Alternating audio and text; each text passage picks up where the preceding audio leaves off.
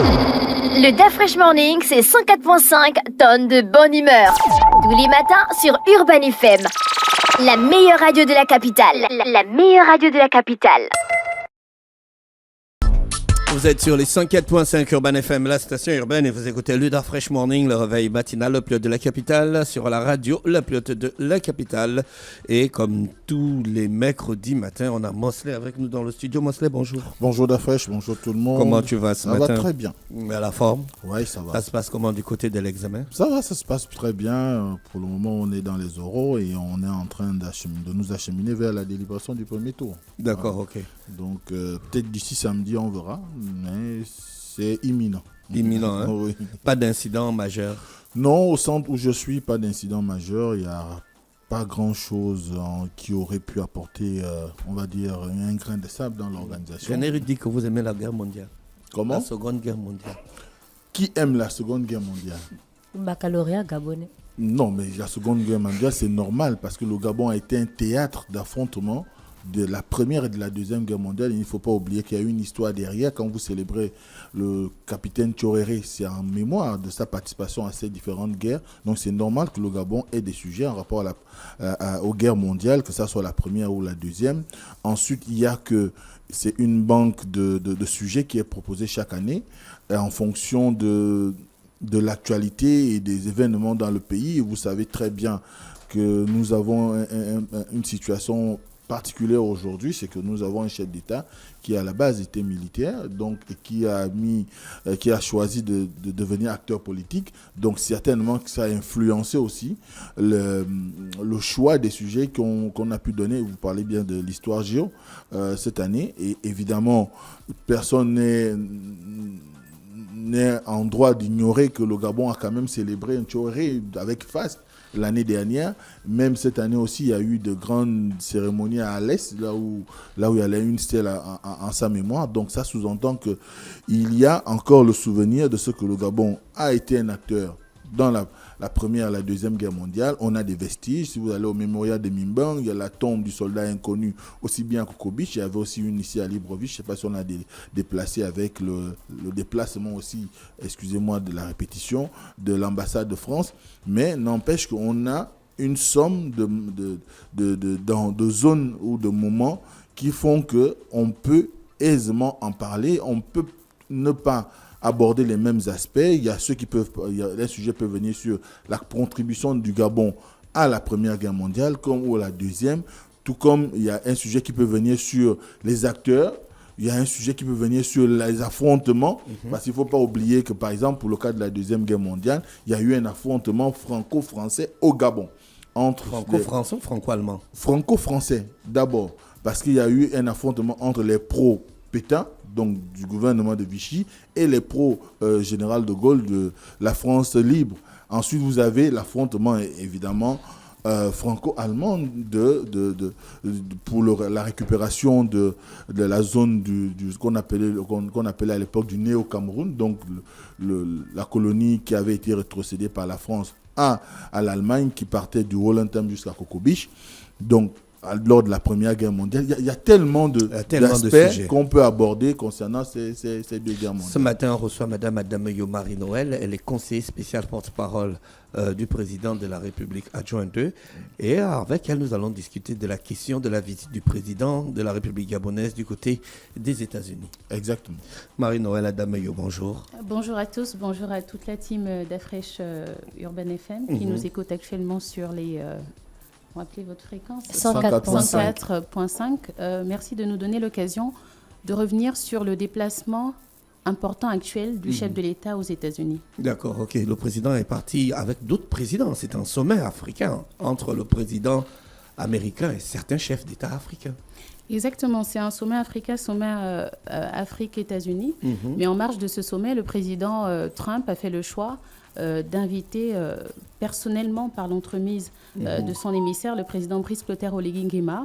Il faut dire que cette invitation ne concerne que 5 pays, dont le Libéria, la Mauritanie, le Sénégal et la Guinée-Bissau, et surtout le Gabon. Donc, c'est pour montrer en fait le retour du Gabon sur la scène internationale et surtout la reconnaissance de tous les efforts fait en termes de bonne gouvernance par le président de la République, chef de l'État, Brice Clotaire Oligui Nguema, de la transition à maintenant dans l'intérêt du pays. Quel est l'intérêt géostratégique de ce sommet? Écoutez, l'intérêt géostratégique peut se décliner en plusieurs points. Il faut dire que politiquement, le Gabon veut se positionner comme étant un pays stratégique en termes de sécurité.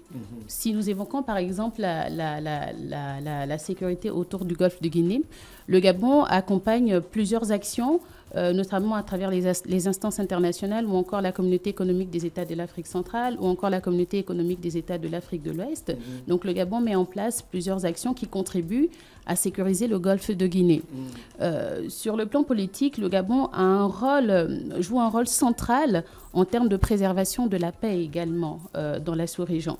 Le Gabon aujourd'hui se veut comme étant un porteur de messages de stabilité au sein de l'Afrique, veut à travers le Gabon et les différentes initiatives prises par le président de la République, Brice Clotaire Oligui Nguema, montrer que l'Afrique peut finalement peut continuer à s'avancer dans son objectif de souveraineté et peut effectivement contribuer à l'évolution du monde, j'y arrive, sur la scène internationale. Alors, Dafresh parlait tout à l'heure de 5 États qui ont été invités, en l'occurrence le Gabon, la Mauritanie, la Guinée-Bissau, le Sénégal, le Libéria. Est-ce qu'il y a des points communs dans les perspectives en matière de politique, de développement de ces 5 États pour qu'ils méritent d'avoir ce sommet, ce tête-à-tête avec Donald Trump? Alors, des points communs, je ne m'avancerai pas, mais je vais parler pour le Gabon. Parce que ce qui nous réunit ici, c'est l'intérêt pour le Gabon de prendre part à cette invitation, à cette visite historique, je le rappelle, parce que c'est une visite qui va permettre aux deux chefs de l'État, donc le président de la République, Brice Clotaire Oligui Nguema, et le président Donald Trump, d'avoir un échange direct dans l'optique de renforcer la coopération bilatérale qui existe entre Washington et Libreville. Est-ce qu'on connaît les tenants et les aboutissants de cette coopération bilatérale? Écoutez, au-delà de la coopération bilatérale, il faut souligner que le Gabon a à cœur de collaborer avec des investisseurs stratégiques et capables d'accompagner le Gabon dans sa dynamique de transformation minière, de souveraineté économique et alimentaire. Pas plus tard qu'hier, il y a eu du côté de Washington un accord de signé à hauteur de 500 millions de dollars entre l'État gabonais et une société minière américaine, je crois, Millennial Potash. Vous aurez plus de précisions certainement à travers les différents communiqués de presse qui vont sortir. Et donc, si vous voulez, cet accord vise à accompagner le développement du gisement de potasse de Mayumba situé dans le sud du Gabon. Donc les États-Unis s'intéressent beaucoup au côté minier gabonais. S'intéressent beaucoup au côté minier gabonais, au-delà du fait que le Gabon soit, il faut le dire et c'est important de le souligner, soit quand même un acteur, joue un rôle majeur dans la préservation de l'environnement et de ses forêts. Donc autant d'éléments en fait qui sont mis à contribution, sinon sur la table, lors de cette rencontre stratégique pour le président de la République, Brice Clotaire Oligui Nguema. Donc, si nous comprenons bien l'ensemble, du moins ce déplacement a pour vocation à créer un environnement qui pourrait aboutir à des deals. On sait que Donald Trump, aujourd'hui, est clairement engagé dans la capacité à pouvoir diversifier les potentiels fournisseurs des États-Unis, notamment en ce qui concerne les minerais stratégiques. Est-ce que le Gabon a une idée au-delà du potasse dont vous parlez, de ce qu'il pourrait proposer et qui peut être rentable pour lui dans l'éventuel accord qu'il pourrait avoir avec les États-Unis? Au-delà du potasse, qui n'est pas négligeable quand même, je le signale, c'est un accord historique à saluer. Parce que, comme vous le savez, le potasse est utilisé dans la fabrication d'engrais alimentaires, utilisé mondialement. Donc je pense que c'est déjà un projet qui vise à terme à créer des emplois que ce soit directs ou indirects pour les populations gabonaises. Et c'est ça l'objectif de Brice Clotaire Oligui Nguema. Pour répondre à votre question de savoir si au-delà du potasse, il y a d'autres enjeux qui pourraient permettre le développement économique du pays, je vous dirais oui, il y a d'autres enjeux. Vous êtes sans ignorer que lors des récents conseils des ministres, le président de la République a annoncé plusieurs mesures fortes, dont la transformation locale du poulet de chair ou encore l'interdiction d'exportation du manganèse brut. C'est des projets qu'il faut encadrer et qu'il faut encadrer de façon stratégique et structurelle et qui nécessite des partenaires qui puissent nous accompagner dans la mise en place, déjà la faisabilité du projet en lui-même, mais surtout dans la mise en place d'infrastructures qui pourraient permettre la réalisation du dit projet. Donc, autant d'éléments finalement qui répondent à la vision forte et stratégique du président Brice Clotaire Oligui Nguema. Et c'est la raison pour laquelle le chef de l'État ne cesse d'engager plusieurs actions, plusieurs déplacements diplomatiques pour dire que le Gabon a changé de posture. Aujourd'hui, le Gabon a à cœur de transformer ses richesses naturelles dans l'intérêt des populations gabonaises.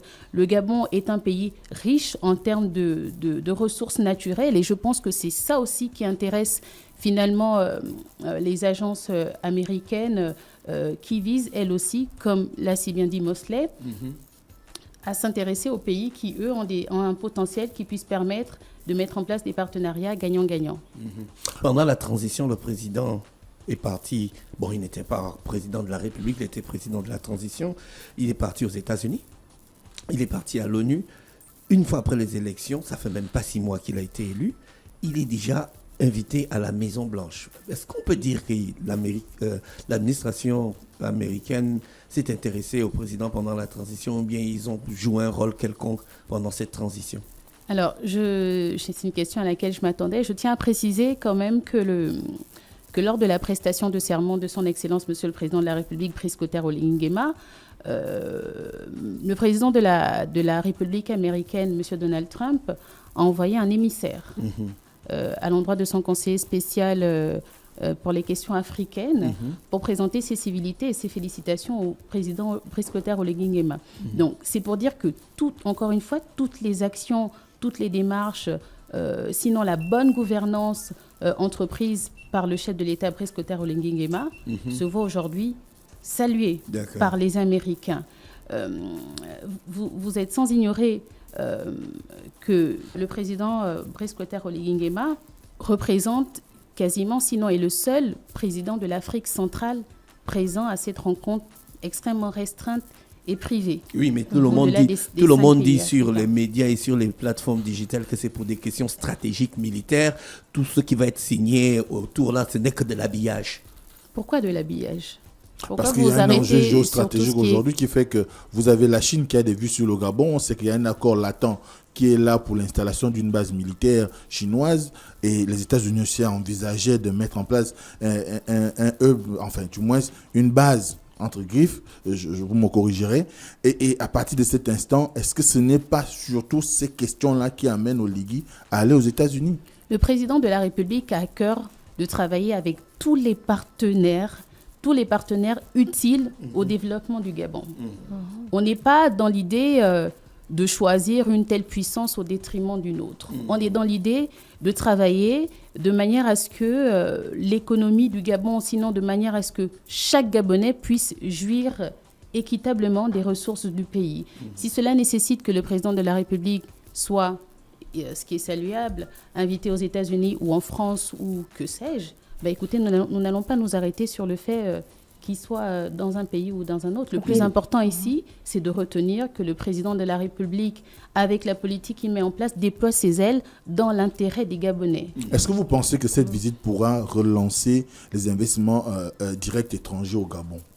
Je pense que cette visite pourra relancer les investissements directs à l'étranger. Je crois que c'est même l'objectif. Il me semble que c'est l'objectif de cette visite. Et je vous l'ai dit, cet objectif est en train de se concrétiser par la signature de l'accord qui s'est tenu hier à Washington et la signature de plusieurs autres accords qui vont certainement se poursuivre. Il est important de rappeler qu'au-delà de l'échange direct que le président de la République, Brice Clotaire Oligui Nguema, va avoir avec le président Trump. Il y a également des rencontres avec plusieurs agences financières américaines qui vont se faire. Il y a également des rencontres au sein de la Chambre de commerce des États-Unis, l'une des plus grandes et l'une des plus puissantes au monde. Et il y a également plusieurs échanges avec des partenaires stratégiques. Donc vous voyez, c'est un vivier en fait de procédures mises en place pour permettre au Gabon de consolider des partenariats forts et encore une fois dans l'intérêt de notre République. Vous avez parlé de voyages aux États-Unis ou encore en France. On sait qu'en ce moment, on est dans un contexte de rivalité accrue entre les grandes puissances. Comment le Gabon envisage de, on va dire, maintenir une posture de neutralité en renforçant ses partenariats avec les États-Unis?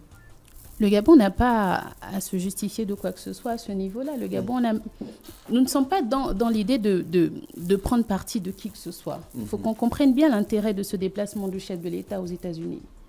L'intérêt du chef de l'État est de mettre l'accent sur des partenaires qui pourraient, sinon qui seraient, encore une fois, capables d'accompagner le Gabon dans sa souveraineté, que ce soit alimentaire, économique ou dans le développement de ses richesses, en mettant en place un partenariat gagnant-gagnant, parce que là, il faut dire qu'avec la vision du président de la République, la donne change.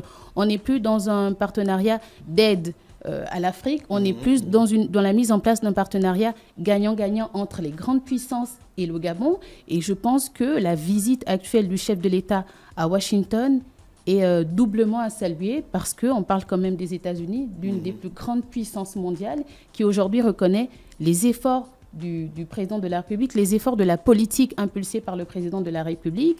Et cela vient également renforcer le fait que la période de la transition finalement se soit bien déroulée et en d'autres termes et indirectement saluée aujourd'hui par la présence du président de la République aux États-Unis.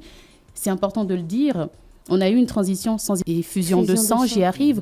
On a eu une transition qui a finalement donné lieu à des élections libres et transparentes, avec un résultat donné en moins de 48 heures. Ce sont tous ces efforts-là mis en place qui aujourd'hui justifient la présence du Gabon dans cette rencontre restreinte et stratégique. L'État gabonais ne fait que faire des efforts dans le domaine de la modernisation de son administration. Exactement. Mais on est quand même frappé dans une liste de 12 États qui doivent se conformer à des standards pour pouvoir être éligibles au visa américain.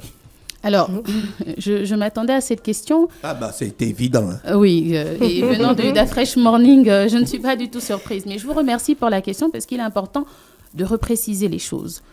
Le Gabon est certes sur la liste noire il me semble, des 35 pays qui ont été alertés par les États-Unis et parmi lesquels 25 pays africains, dont le Gabon. Le Gabon n'est pas sanctionné de quoi que ce soit. Les États-Unis ont tout simplement attiré la sonnette d'alarme sur, comment appeler ça, la sécurité, sinon la fiabilité des documents gabonais. À cet effet, les États-Unis ont donné un délai de 60 jours, si j'ai bonne mémoire, donc allant courant jusqu'à mi-août, pour permettre aux autorités gabonaises de revoir tout ce mécanisme d'attribution, que ce soit de nationalité ou de passeport, et pour renforcer la sécurité. Et je pense que la présence du chef de l'État actuellement aux États-Unis sera également l'occasion d'évoquer tous ces éléments-là qui vont permettre de tout simplement continuer la collaboration, la très bonne collaboration historique qu'il y a déjà entre les États-Unis et le Gabon. Est-ce que vous ne pensez pas que la jeunesse gabonaise veut des résultats beaucoup plus concrets lors de ces voyages? La jeunesse gabonaise aura des résultats concrets. La jeunesse gabonaise aura des résultats concrets. Pourquoi je le dis? Tout simplement parce que les accords qui sont signés, je vais revenir encore une fois sur l'accord concernant l'exploitation du gisement de potasse, ce sont des accords qui à terme ont pour but de créer des emplois. On parle de, si j'ai bonne mémoire, 375 emplois directs. Ces emplois-là sont pour qui? Pour la jeunesse gabonaise. Au-delà des emplois, on a aussi le développement des infrastructures autour, notamment de la province de la Nyanga et au-delà. On parle de tout le Gabon. Et donc, ce sont les retombées, en fait, de ces différents accords. C'est vrai que ça semble utopique lorsqu'on parle d'accords, lorsqu'on parle de partenariat. Les gens, ils se disent, mais à quel moment on le ressent dans nos assiettes? On le ressent parce dans que le nos contexte assiettes. international aujourd'hui, on le ressent dans nos assiettes à ce niveau-là. Des inquiétudes par rapport aux guerres commerciales et tout ce qu'il y a comme défi aujourd'hui majeur sur le plan international. On n'a pas forcément les leviers nécessaires pour pouvoir avoir une certaine tranquillité en termes d'analyse pour comprendre les enjeux que peut avoir les États-Unis pour la sous-région, alors qu'en réalité, il y a peut-être une lutte d'influence. Vous pensez que lorsque le président de la République instruit la mesure selon laquelle, à partir de 2027, on interdira l'importation du poulet. 2027, oui. L'importation du poulet de chair d'ici 2027, c'est pourquoi? mais c'est pour permettre qu'on ait une souveraineté alimentaire beaucoup plus contrôlée, beaucoup plus bénéfique aux Gabonais. Cette mesure, à terme, fera quoi? Au-delà de garantir une alimentation saine et locale, au-delà de garantir du Made in Gabon, cette mesure fera quoi? Elle va créer des emplois. Elle va susciter de l'économie dans les différentes zones où seront Madame implantés... Ada, jusqu'aujourd'hui, on ne voit pas une politique agricole claire sur le plan local, même s'il y a la distribution des engins motorisés pour l'agriculture, mais on ne sait pas à qui ces engins sont destinés. On voit juste des reportages à la télévision. Beaucoup de jeunes se demandent aujourd'hui s'il faille peut-être être proche de XY pour en bénéficier. Donc, c'est autant d'éléments aussi. Non, pas du tout. Je pense que les choses se mettent progressivement en place. Nous sommes dans la 5e République. Le président de la République a prêté serment en mai dernier. Et je pense que de mai dernier à ce jour, beaucoup de choses sont en train de se mettre en place. Et après, il faut dire que le président de la République n'a pas vocation à tout faire. Le président de la République, c'est un chef d'orchestre qui travaille avec des sectoriels qui, eux, ont le devoir, après, si vous voulez, de vulgariser ou sinon de veiller à la mise en application de toutes les décisions qui sont prises par... Il est le chef du gouvernement. Il impulse la dynamique et il veille au contrôle et à l'effectivité de tout ce qu'il impulse. Mais c'est pour vous dire que des choses sont faites. Là, d'ici quelques semaines, on aura le rapport des 100 jours attendu par le gouvernement. Et à travers ce rapport, vous pourrez voir de façon concrète ce qui est fait, les avancées de ce qui est fait et pour quel objectif. Donc, je pense que les gens doivent faire preuve de patience et surtout comprendre que le chef de l'État est un homme d'action, c'est un bâtisseur. C'est un homme qui fait ce qu'il dit et qui dit ce qu'il fait. Et je pense qu'il ne cesse de le démontrer depuis sa prise Mais lorsqu'on voit la remise des engins motorisés agricoles... Tu voulais l'engin. Tu voulais l'engin. Tu as parlé de la jeunesse. Oui, lorsqu'on voit la distribution de ces engins, on voit que ce sont des personnes d'un certain âge qui sont beaucoup, pour certains, presque à la retraite.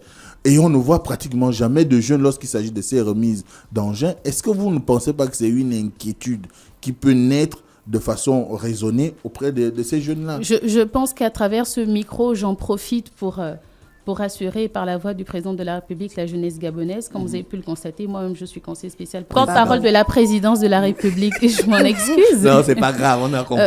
Juste pour dire que le président de la République, dans sa politique, a à cœur de mettre au centre la jeunesse gabonaise. C'est un exemple que vous prenez, mais il y a des exemples parmi tant d'autres. On a récemment assisté à la signature d'un accord sur le numérique. Et cet accord sur le numérique a pour vocation à terme de créer près de 1000 emplois pour les jeunes. Il y a des actions qui sont faites pour toutes les différentes couches de la société. Il n'est pas question pour le président de la République d'exclure une certaine tranche d'âge au détriment d'une autre. Il y a des actions concrètes qui sont faites pour tous les Gabonais et pour toutes les Gabonaises, quel que soit le sexe ou l'âge. Alors, revenons sur le gisement de potasse. Comment s'assurer que les 800 000 tonnes d'engrais à base de potasse produits chaque année serviront aussi à développer l'agriculture locale et non uniquement à l'exportation? Comment s'assurer? Je pense que vous avez la réponse dans votre question. L'un n'exclut pas l'autre. L'un n'exclut pas l'autre. Les 800 000 tonnes ont pour vocation effectivement d'assurer la production d'engrais alimentaires utilisés dans le monde. Mais après, cette exploitation, autant pour moi, va être contrôlée. Il va y avoir des mécanismes de contrôle qui vont se faire. Les choses se font progressivement. Pour le moment, nous assistons à la signature de l'accord. Mais une fois la signature de l'accord, il y aura l'étude et la faisabilité de comment le projet va être implémenté localement, puis après des phases qui vont nécessiter le contrôle de cette exploitation de gisement de potassium. Donc je pense que les choses vont se faire progressivement et au retour du déplacement du chef de l'État, son Excellence Brice Cotard Nguema, nous aurons plus de précisions et avec plaisir je reviendrai sur ce plateau. Est-ce qu'à Washington, il y aura un dossier vert posé sur la table? Naturellement, il y aura un dossier vert. Comme vous le savez, le Gabon est l'un des champions majeurs en termes de préservation de l'environnement et de ses forêts.